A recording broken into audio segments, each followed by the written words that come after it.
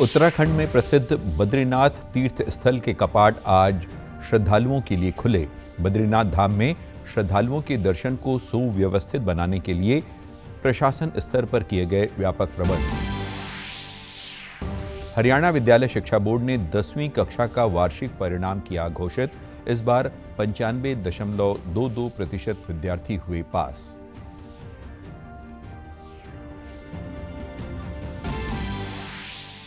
और पंजाब भर में लगाई गई राष्ट्रीय लोक अदालत, 371 बेंचों ने की लगभग 2,87,000 केसों की सुनवाई।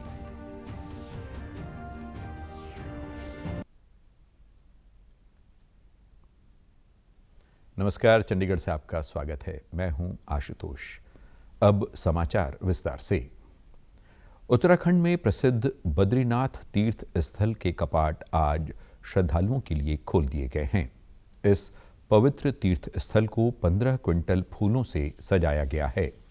श्रद्धालुओं के बद्रीधाम पहुंचने की प्रक्रिया कल से ही शुरू हो गई थी।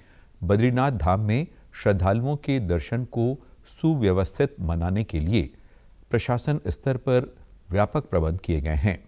बद्रीधाम के कपाट खुलने के बाद भक्तों ने उत्साह मनाया है। बद्रीनाथ केदारनाथ मंदिर समिति ने कहा है कि बद्रीनाथ धाम कपाट के खुलने के साथ ही 4 धाम यात्रा भी खुल गई है। उत्तरकाशी पुलिस ने 4 धाम यात्रा के दौरान श्री यमुनोत्री धाम आने वाले श्रद्धालुओं से अपील की है कि आज वहां क्षमता के अनुसार श्रद्धालु यात्रा के लिए पहुंच चुके हैं, इसलिए अधिक श्रद्धालुओं को भेजना जोखिम भरा है। आज यमुनोत्री यात्रा पर आने वाले श्रद्धालुओं से अपील की गई है कि वो आज यमुनोत्री जी की यात्रा स्थगित कर दें। हरियाणा विद्यालय शिक्षा बोर्ड का 10वीं कक्षा का वार्षिक परिणाम घोषित कर दिया गया है। इस बार 10वीं कक्षा के 95.22% विद्यार्थी पास हुए हैं। बोर्ड के चेयरमैन डॉक्टर वीपी यादव ने परिणाम घोषित करते हुए बताया कि इस बार 3,27,139 विद्यार्थियों ने 10वीं की परीक्षा दी। हरियाणा बोर्ड की तरफ से इस बार CBSE पैटर्न पर छात्रों की उत्तर पुस्तिकाओं की जांच की गई है। लोकसभा चुनाव को देखते हुए बोर्ड की ओर से सभी विषयों की उत्तर पुस्तिकाओं की जांच का कार्य 8 मई तक निपटा दिया गया था। बोर्ड 12वीं का रिजल्ट पहले ही घोषित कर चुका है। डिक्लेयर करने जा रहा है। इसके अंदर कुल मिलाकर 2,86,714 कैंडिडेट जो है परीक्षार्थी प्रविष्ट हुए थे, जिनमें से 2,73,015 कैंडिडेट ने सफलता अर्जित की है।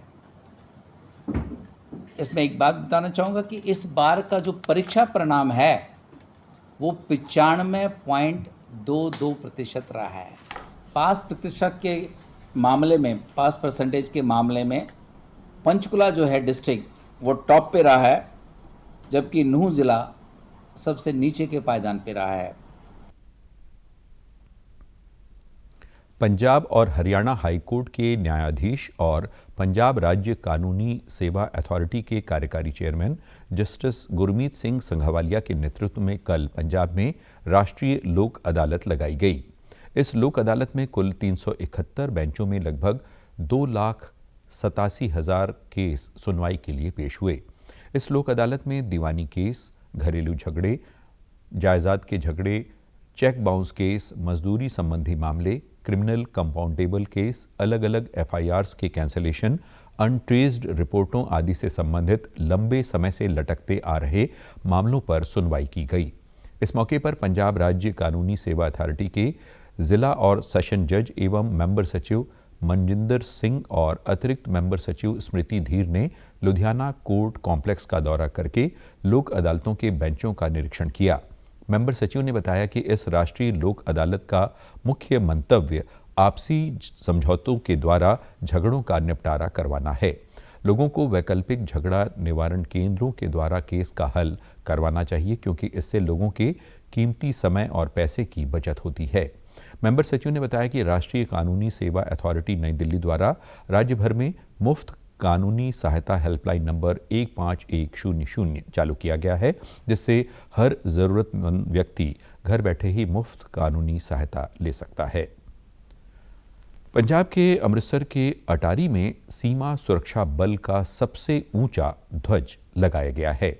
शाही किला परिसर में एक शानदार समारोह में बीएसएफ के महानिदेशक नितिन अग्रवाल ने 350 फीट ऊंचा ध्वज फहराया।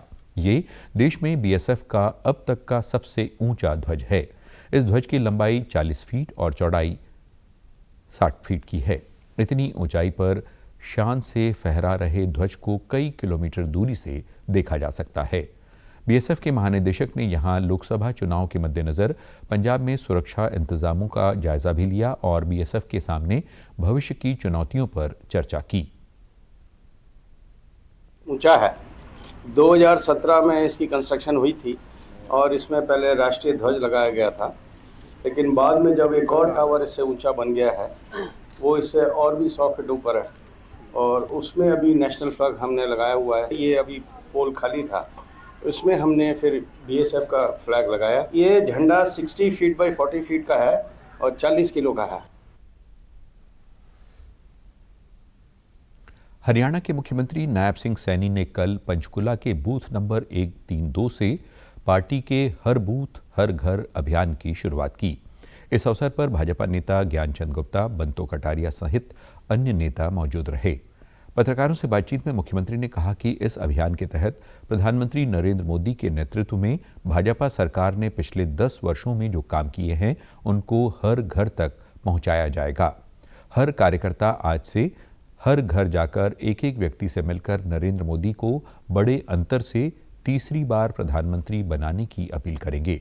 भाजपा की करीब 80 विधानसभा क्षेत्रों में रैलियां हो चुकी है। मुख्यमंत्री ने कहा कि लोगों का जोश देखकर लगता है कि हरियाणा की सभी 10 लोकसभा सीटें भाजपा बड़े अंतर से जीतेगी। एक एक व्यक्ति से मिलकर के, परिवार में मिलकर के मोदी जी को बड़े मैंडेट के साथ तीसरी बार प्रधानमंत्री बनाने का काम करेंगे। आज देश में, प्रदेश में लोगों में नरेंद्र मोदी जी की सरकार के प्रति एक बड़ा उत्साह है, जोश है। मोदी जी ने ईमानदारी से सेवा काम किए हैं और देश के गरीब व्यक्ति तक योजनाबद्ध तरीके से लाभ पहुंचाने का काम किया है। 3 निर्दलीय विधायकों के कांग्रेस को समर्थन देने के बाद हरियाणा की राजनीति में उठ रहे प्रश्नों का जवाब देते हुए मुख्यमंत्री ने कहा कि सरकार को कोई खतरा नहीं है। कांग्रेस जनता को गुमराह कर रही है क्योंकि उन पर जनता का विश्वास नहीं रहा। कांग्रेस की भ्रष्टाचारी नीति के चलते जनता ने उन्हें नकार दिया है। माननीय राज्यपाल महोदय ने उनको कहा है कि आप लिखित रूप में उनके साइन करा के दीजिए, और क्योंकि अभी 1 महीना पहले हमने विश्वास मत हासिल किया। ये हर बार इस प्रकार का सगुफा छोड़ करके लोगों को गुमराह करने का काम करते हैं कि सरकार अल्पमत में है, क्योंकि कांग्रेस अब खत्म हो चुकी है। कांग्रेस के ऊपर जन का विश्वास नहीं रहा है, क्योंकि उसकी जो भ्रष्टाचारी नीतियां हैं, जो लोगों को प्रताड़ित करने का काम करते हैं, लोगों ने उनको नकार दिया है। हरियाणा के कैथल जिला के कलायत विधानसभा क्षेत्र में आयोजित विजय संकल्प रैली में मुख्यमंत्री नायब सिंह सैनी ने शिरकत की। इस दौरान कुरुक्षेत्र लोकसभा से भाजपा उम्मीदवार नवीन जिंदल, मंत्री सुभाष सुधा, पूर्व मंत्री कमलेश ढांडा, हैफेड चेयरमैन कैलाश भगत भी मौजूद रहे। मुख्यमंत्री ने कहा कि कांग्रेस ने देश की जनता को हमेशा गुमराह किया है। कांग्रेस ने जनता से गरीबी हटाने का झूठा आश्वासन लेकर वो वोट हासिल कर देश पर राज किया। उन्होंने प्रधानमंत्री द्वारा लोगों के लिए चलाई गई कल्याणकारी योजनाओं का विस्तार से जिक्र किया। उन्होंने कहा कि नवीन जिंदल को जिताकर प्रधानमंत्री नरेंद्र मोदी के पास भेजें ताकि भाजपा 400 सीट लेकर फिर से देश का चहुमुखी विकास करने वाली सरकार का वो हिस्सा बने। नवीन जी को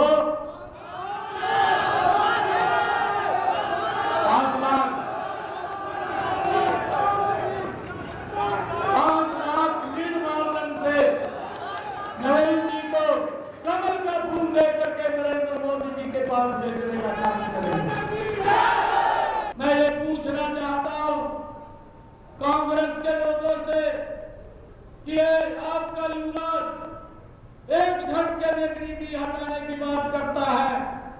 कौन सा नींद का चिराग दे दिया इसको जो रगड़ करके गरीबी को समाप्त कर देगा। भाजपा उम्मीदवार नवीन जिंदल ने कहा कि प्रधानमंत्री ने उन्हें टिकट देकर आपके बीच भेजा है। उन्होंने पहले भी सांसद बनकर इस क्षेत्र की सेवा की है। वहीं पूर्व मंत्री कमलेश ढांडा ने मुख्यमंत्री को आश्वासन दिया कि कुरुक्षेत्र से नवीन जिंदल की बड़े अंतर से जीत होगी। निर्वाचन आयोग ने लोकसभा चुनाव के तीसरे चरण में हुए मतदान के अंतिम आंकड़े जारी कर दिए हैं। तीसरे चरण में कुल 65.68% मतदान हुआ। इसमें लगभग 66.89% पुरुष, 64.41% महिलाएं थीं। इस चरण में 10 राज्यों और एक केंद्र शासित प्रदेश की 93 लोकसभा सीटों पर वोट डाले गए थे। इसमें गुजरात की 25, कर्नाटक की 14, महाराष्ट्र की 11, उत्तर प्रदेश की 10, मध्य प्रदेश की 9, छत्तीसगढ़ की 7, बिहार की 5, असम तथा पश्चिम बंगाल की 4-4, गोवा और दादरा नगर हवेली तथा दमन दीव की 2-2 सीटें हैं। तीसरे चरण का मतदान संपन्न होने के साथ ही 20 राज्यों और केंद्र शासित प्रदेशों के 283 लोकसभा निर्वाचन क्षेत्रों में मतदान हो चुका है। तीसरे चरण में कुल 1331 उम्मीदवार चुनावी मैदान में थे। पंजाब पुलिस की स्पेशल टास्क फोर्स ने हिमाचल प्रदेश के बद्दी स्थित फार्मा फैक्ट्री से चल रहे साइकोट्रॉपिक पदार्थों के निर्माण और सप्लाई इकाइयों के अंतर्राज्यीय गैर कानूनी नेटवर्क का पर्दाफाश किया है। राज्य पुलिस अधिकारी गौरव यादव ने बताया कि ये कार्रवाई special task force border range Amritsar द्वारा गिरफ्तार किए गए तरनतारन के गांव कोट मोहम्मद खान के सुखविंदर सिंह उर्फ धामी और अमृतसर के गोविंद नगर के जसप्रीत सिंह उर्फ जस नामी 2 नशा तस्करों के अलग अलग पिछले संबंधी 3 महीनों की जांच के बाद उपरांत की गई। बताने योग्य है कि इन तस्करों को इस साल फरवरी महीने में ब्याज से लगभग 4.25 लाख नशीली गोलियां, कैप्सूल और 1 लाख रुपए की ड्रग मनी समेत गिरफ्तार किया गया था। 5 राज्यों में चलाए गए इस पूरे ऑपरेशन के दौरान पुलिस द्वारा कुल 7 नशा तस्करों सप्लायरों को गिरफ्तार किया गया और 70,42,000 नशीली गोलियां और कैप्सूल, 2,37,000 रुपए की ड्रग मनी और 725 से अधिक किलो नशीले ट्रामाडोल पाउडर की बरामदगी हुई है। इन 5 राज्यों में पंजाब, हरियाणा, हिमाचल प्रदेश, उत्तर प्रदेश और महाराष्ट्र शामिल हैं। आज दुनिया भर में मदर्स डे मनाया जा रहा है। हर साल मई महीने के दूसरे रविवार को मनाया जाने वाला ये दिन मां के प्रति प्यार, समर्पण, आभार और कृतज्ञता व्यक्त करने का दिन है। मां कुदरत का एक बेहतरीन तोहफा है। मां का दिल समुद्र से भी गहरा है, जिसमें औलाद की मोहब्बत तूफान मारती है। उसके प्यार की गहराई का अंदाज़ा लगाना नामुमकिन है। माँ हमें जन्म देती है, पालती है, पोसती है और इस लायक बनाती है कि हम समाज में अपनी कोई पहचान बना सकें। चाहे जो हो, उसके दिल से औलाद के लिए सिर्फ और सिर्फ दुआ ही निकलती है। माँ के बगैर घर वीरान है। माँ के बारे में जितना कहा जाए उतना कम है। दुनियादारी से कुछ वक्त मिले तो अपनी माँ के पास जाकर बैठ जाओ, क्योंकि दुनिया में कहीं सुकून है तो बस माँ के कदमों में है। प्राचीन कला केंद्र के ML कौसर सभागार में कल मासिक बैठक हुई। इसमें प्रयागराज से आए पंडित विजय चंद्रा ने सिंथेसाइजर की प्रस्तुति दी। उन्होंने कीबोर्ड जैसे पाश्चात्य वाद्य को शास्त्रीय रागों से सजाकर पेश किया। इस मौके पर केंद्र की रजिस्ट्रार डॉक्टर शोभा कौसर उपस्थित रहीं। कार्यक्रम की शुरुआत पंडित विजय चंद्रा ने राग किरवानी से की, जिसमें विलंबित मध्य लय की रचना के पश्चात रूपक ताल पर आधारित एक और रचना प्रस्तुत की गई। पंडित विजय चंद्रा एक ऐसे कलाकार हैं जिन्होंने पाश्चात्य वाद्य को शास्त्रीय संगीत से समाहित कर एक नया प्रयोग किया है और वो सफल भी रहे हैं। ये प्रयोग सफलता के नए आयाम बना रहा है। कार्यक्रम का समापन उन्होंने द्रुत 3 ताल से सजी बंदिश से किया, जिसे दर्शकों ने खूब सराहा। एक मधुर धुन से समापन कर पंडित विजय चंद्रा ने दर्शकों की खूब तालियां बटोरी। कार्यक्रम की सफलता का आधा श्रेय जाने माने तबला वादक उस्ताद रफीउद्दीन साबरी को भी जाता है, जिन्होंने बखूबी संगीत करके कार्यक्रम को 4 चांद लगा दिए। कार्यक्रम के अंत में कलाकारों को स्मृति चिन्ह देकर सम्मानित भी किया गया। कुश्ती में भारत की बेटियों ने इतिहास रच दिया है। भारत की 5 महिला पहलवानों ने पेरिस ओलंपिक के लिए क्वालिफाई कर लिया है। पेरिस ओलंपिक कोटा हासिल करने वाली पहलवानों में अंशु मलिक, रितिका हुड्डा, विनेश फोगाट, निशा दहिया का नाम शामिल है। ये पहली बार है जब ओलंपिक में एक साथ देश की 5 पहलवान अपनी चुनौती पेश करेंगी। वहीं हरियाणा के ओलंपिक व विश्व विजेता भाला फेंक खिलाड़ी नीरज चोपड़ा दोहा डायमंड लीग में दूसरे स्थान पर रहे। वे सिर्फ 2 सेंटीमीटर से नंबर 1 पोजीशन से चूक गए। उनका सबसे अच्छा थ्रो 88.36 मीटर रहा। इस प्रतियोगिता में भारत के ही किशोर जेना 9वें नंबर पर रहे। और आप हमारे समाचार YouTube channel DD news Chandigarh, Facebook DD news Chandigarh और social media X DD news CHD पर भी देख सकते हैं। इसी के साथ चंडीगढ़ से समाचारों का सिलसिला समाप्त होता है। नमस्कार।